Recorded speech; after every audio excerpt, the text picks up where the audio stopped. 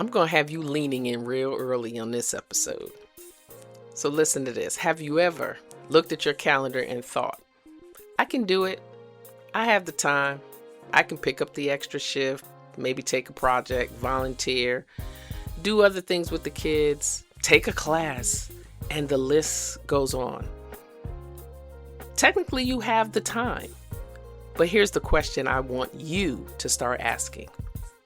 Do I have the capacity? Because having 2 free hours on your calendar doesn't mean you have 2 free hours in your mind, body, or emotions. And sometimes we get ourselves in trouble because we only look at whether something fits on the calendar instead of asking whether it fits into our lives. This is another episode of the Life Diet 365 podcast, and we are talking about just because it fits on the calendar doesn't mean it fits in my life. Let's get started.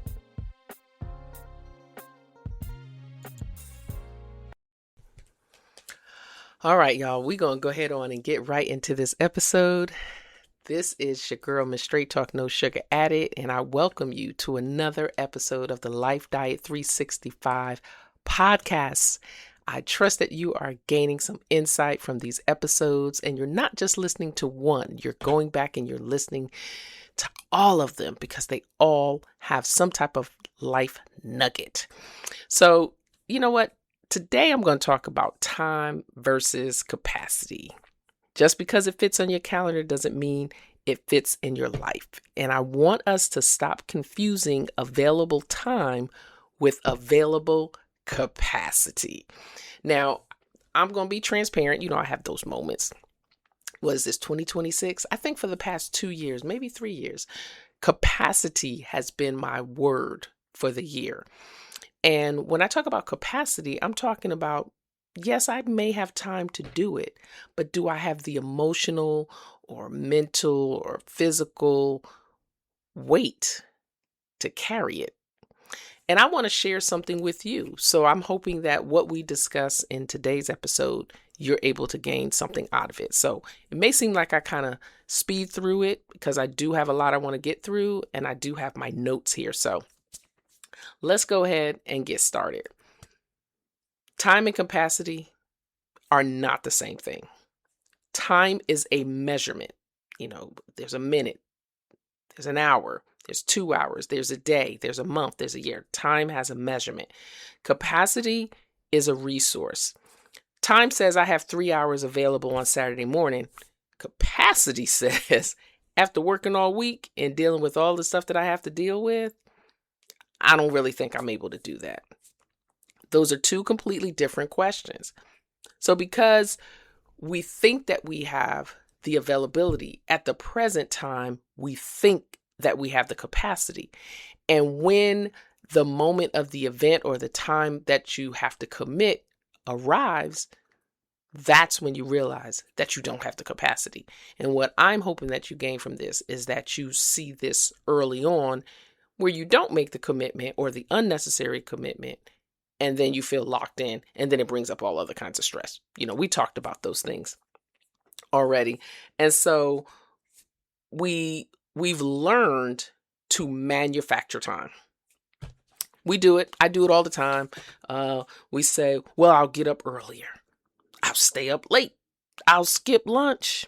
I'll move something around. And here is that arch nemesis that we really think we're doing something. I'll multitask. If I do this and do this at the same time, I feel like I'm getting 2 things done at the same time, but actually you're not giving a full commitment to those things. You'll push things off till another day. We tell ourselves, I'll rest later. I am so guilty of that. I'll think about what's going on in my week and I'll push myself and I say, oh, okay, well, I'll rest on Saturday. I'll rest late on Friday. And we can almost always make up time, but you can't manufacture capacity. There comes a point when your mind is tired, your emotions are depleted, your body is exhausted, your patience are thin, your creativity is gone, and your ability to focus is decreased. Because like with multitasking, you're thinking you're getting something done, but you're not focused because you think you're splitting your brain to do things. It's foolishness. I'm not even going to elaborate on that. And yet we look at our calendars, we see an empty space and say, well, I guess I can do it. But can you? Empty space isn't always available space. Now, this is where I want us to change our thinking. Here we go. You probably already still leaned in, but I want you to lean in just a little bit more. White space on your calendar is not automatically available space. And I spoke about this in a previous episode where we were talking about boundaries. Sometimes the empty space is where you're supposed to recover. Maybe you're supposed to sleep. And maybe you're supposed to sit down and do absolutely nothing. Spend time with your family. Process your day. How many times do you sit quietly and process your day? I do that quite frequently. Process what happened yesterday to see where you may have overdone it, where maybe you didn't do enough, or where you may have given too much of yourself. Process your day. I don't really know what that looks like for you. And sometimes we just need to prepare ourselves for the next day. We have, for some reason, we have been conditioned to look at an empty space and think, I got to put something there. Something needs to be there. I feel like I have to be busy. I feel like I have to have something to do. If I don't have anything to do, I don't feel like I have any value. And I believe that we talked about that in the first couple of episodes. You know, my girl Serenity, back there, she's trying to do everything and realize that she's not getting anything done. So we feel like we should put something there. And yeah, I guess you could put something there, but should you? Your calendar may say you're available from 6 to 8. Your nervous system may have a completely different schedule. And I know we've all heard this before, stress is a silent killer. And while we think we're managing stress, just because, we don't have external signs of anxiety or, our hair may not be looking like it's falling out. Sometimes we can't tell with wearing on. Never mind, I was going to say something. I'm going to leave that alone. But we think that we're managing it, but we're not. Lots of things are going on in our body. And because we're not getting the proper rest, we're falling apart. So I want you to think about this. 4 types of capacity. And I may only do 2 in this episode. When you're deciding whether you can take on something else, don't just look at your calendar. I want you to check out some different areas to see if you're able to do it. So let's talk about mental capacity first, because in order for us to be able to do anything, we really have to have mental capacity. Do I have enough mental space to think about one more thing? Because every responsibility doesn't just require time, it requires thought. So let's stand on this one for a little bit. Do you have enough mental space to think about one more thing? And I believe we've all been there at some stage of our life where something was going on or something was happening or a bunch of somethings was happening and everybody is coming at you from different corners. It could be work, it could be home, it could be a social organization, it could be your family, it could be just a ton of things. And they're all little small things, but when they're coming at you all at one time, do you have the mental space to think about one more thing? You've probably caught yourself saying this. I know I've done this. I have said, you know what? I can't take one more thing. I can't even begin to think about that right now because I'm dealing with this. I cannot begin to think about that right now because I'm doing. That is what I'm talking about when I'm talking about mental space. You got to remember, you have to plan for it. You have to prepare for it. You have to follow up. You have to make decisions, keep track of it. That's mental load or mental overload. That's why you have to measure your mental space. You can take time. You can take on another project at work while already mentally juggling other deadlines, like, your emails and responsibilities at home and, everything else that you're trying to fit in. And you'll say to yourself, well, the new assignment may only take 2 hours, but now it occupies space in your head for the next 2 weeks. The task takes 2 hours, but the responsibility may take up mental space every single day. That's capacity. Now let's take a deep breath on that, because that was a whole lot for you to try to take in and digest. And hopefully you're out there and you're taking some notes, because this is a lot to take in. And I want you to be able to go back to your notes and listen at the things that I've said and then measure it against the things that you're doing in your life. Now let's talk about emotional capacity. This one gets overlooked. And I say this a lot. Do I have the emotional bandwidth for this? And that is something that I've done. Now, if you have not had an opportunity to listen to or watch my TEDx, The Gift of No, that's an important one to watch, because that one's going to help you to understand that emotional bandwidth. You could be dealing with something difficult, with your family, or someone in your family may be ill. And, now we're in the era where we're taking care of loved ones more than we were 20 years ago. You could be grieving something. There could be some type of disappointment in your life. And now here comes someone asking you to take on one more thing. And you check your calendar. Sure, I'm free. I'm free on Thursday. I'm free on Saturday. I'm free on this.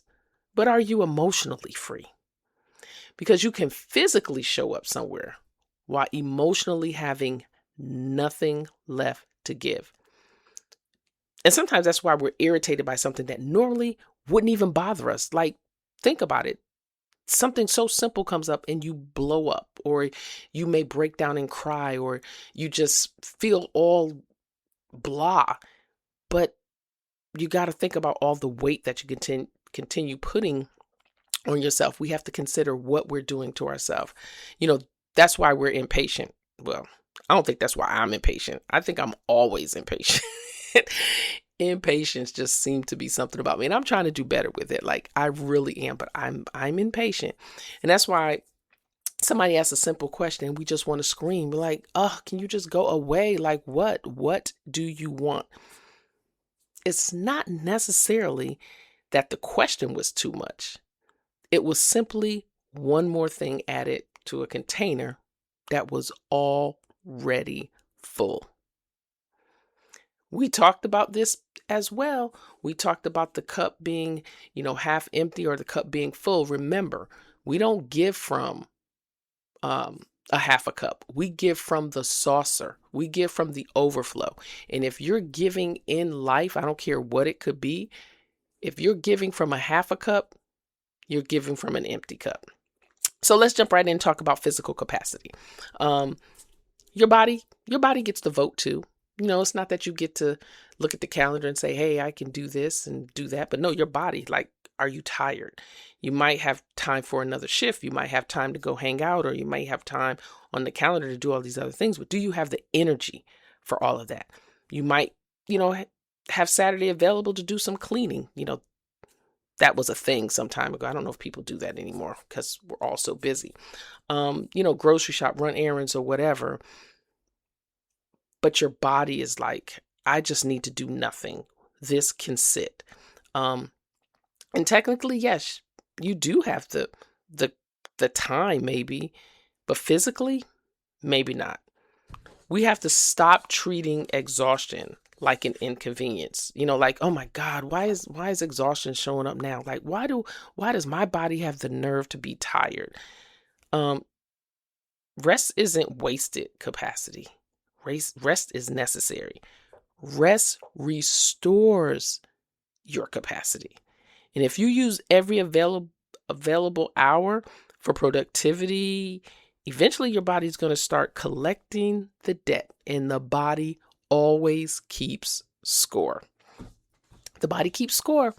And if you're not, let me just put this in here. I didn't plan on talking about this, but if you're not even making time to even go and see a doctor, if you're not making time to have your regular physicals, or, when things are going on with your body, like, don't write them off as what you think they may be.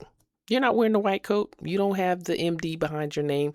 Go and get checked out. And again, if you're paying for benefits, what the heck? Use them. What is wrong with you? All right, let's talk about life capacity. That's number 4. Now, this is one I really want you to think about. What else is already competing for you? Work, if you're employed, whether you're an entrepreneur or you work for someone, work may have your time. Your children need your attention. If you're in school, it needs your concentration. Your spouse or partner, they need connection. Yeah, they can understand that you may be doing all these things for a better life, but they still need connection. Home needs maintenance. Your car needs maintenance. Friendships need some nurturing. Your body needs rest. And somewhere in all of that, you need you. Sometimes you just need to hang out with yourself. You don't always have to be around people. So when another opportunity or an assignment or any kind of responsibility comes along, the question simply is, or the question isn't simply, where can I fit it? The question becomes, what will I have to do to shrink, suffer, or disappear in order for me to accommodate this? Because something usually pays the price. And I can't stress this enough. Pay attention to your health. Pay attention to your health. So the hidden cost of I can make it work. Are those your magic 5 words? I can make it work. I can do that. Oh yeah, let me just check my calendar. I think I can make it work. How many times have you said that? Some of us have built our entire lives around those dangerous words. And they're dangerous because we just say it and we just keep making things happen. And you probably can. And that's the problem. Capable people can make almost anything work. You rearrange, you sacrifice, you figure it out, you push through, you get it done. And because you keep getting it done, people assume you have room for more. Now, right there, I want you to just pull the car over, stand out on the side of the road, and just dance on that one. Because that is something we're all guilty of. Because as long as we're getting it done, people think that we have room for more. And eventually you start assuming you too have room for more, but you don't. Probably really running on fumes. But your ability to complete something doesn't mean accepting it was healthy. Let me say that again. Just because you successfully carried the load doesn't mean the load wasn't too heavy. Now, you can accomplish something and still pay too high a price for accomplishing it. And I don't know what that is in your life. I don't know what that may be. But hopefully this episode will cause you to take an assessment of your life and the things that you take on. And so then there's the capacity at work. Now, I think that's a whole episode all by itself, because work can be that thing. It can make all of this be a moot point and we just keep pushing because we know we have to have a job. But you still have to be healthy. So let's put this in the workspace. Your supervisor comes to you and says, we have a new project. Can you take it on? Well, you look at your schedule and you look at the deadline, the timeline, and all the things that you have in between. You're like, yeah, I could probably fit it in. But before saying yes, consider everything else you're responsible for. You know, the deadlines, the emails, the expectation, people who need to have answers.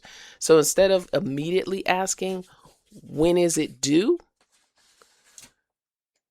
What will need to be deprioritized, not prioritized, deprioritized for me to give this the attention it requires? That's not laziness. That's resource management. That's a new word. Resource management. And you are one of your own resources. And then we have, capacity at home. We have capacity at school.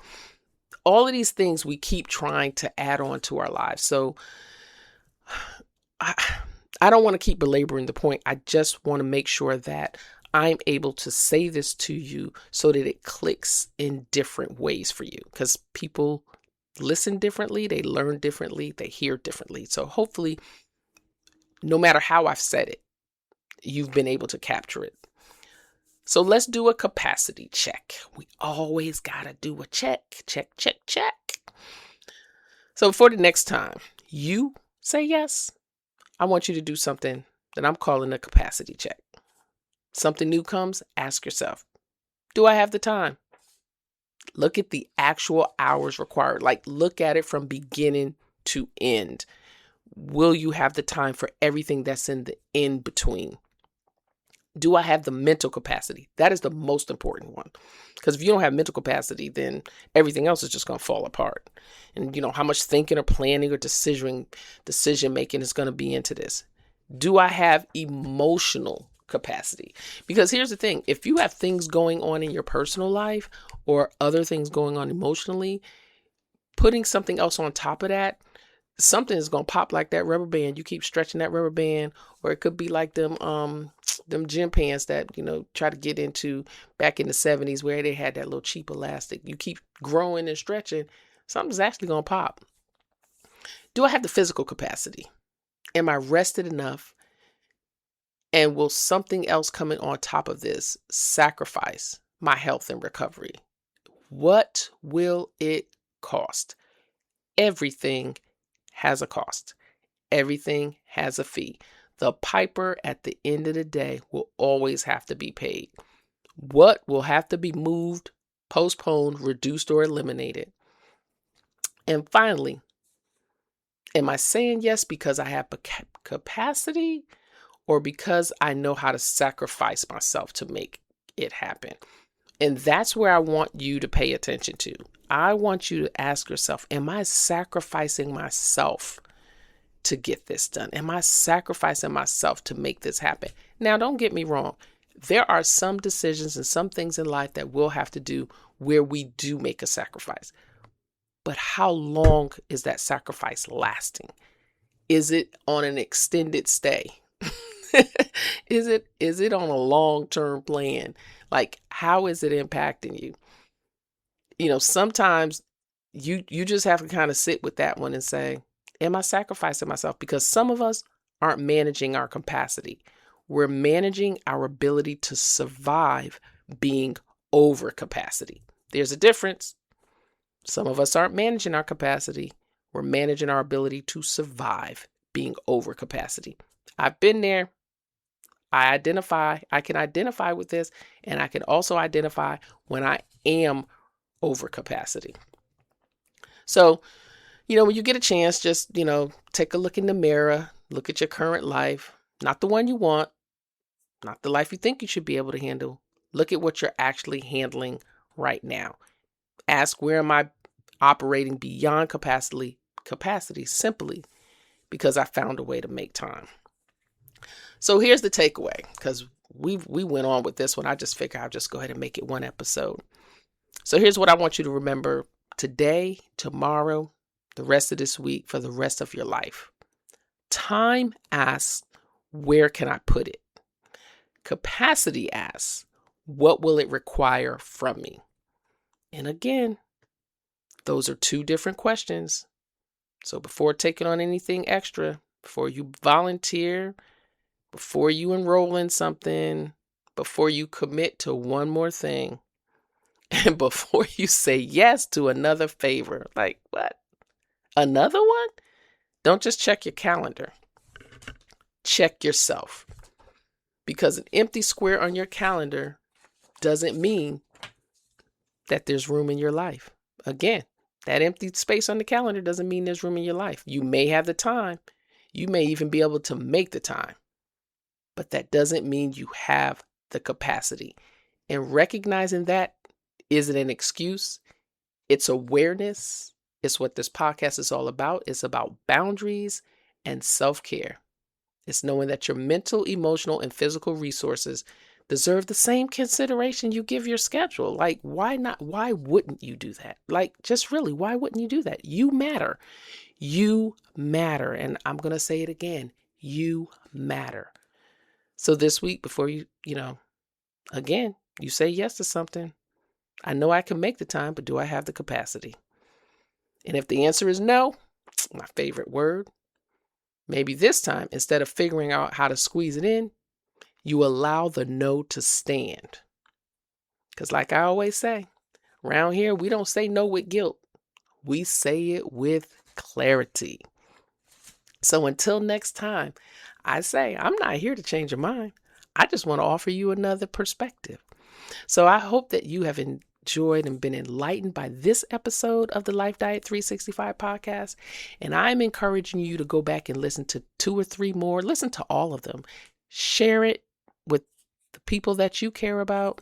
Subscribe. And I'm looking forward to you coming back and sharing with me again. Take care. Bye-bye.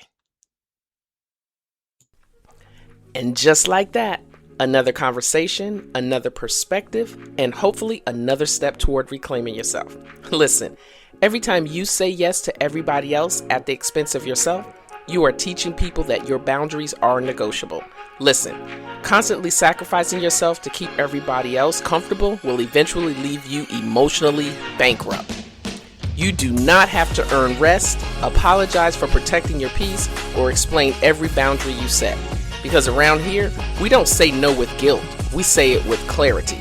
Until next time, protect your peace, guard your energy, and remember, what drains you will never sustain you. This has been the Life Diet 365 podcast with Ms. Straight Talk.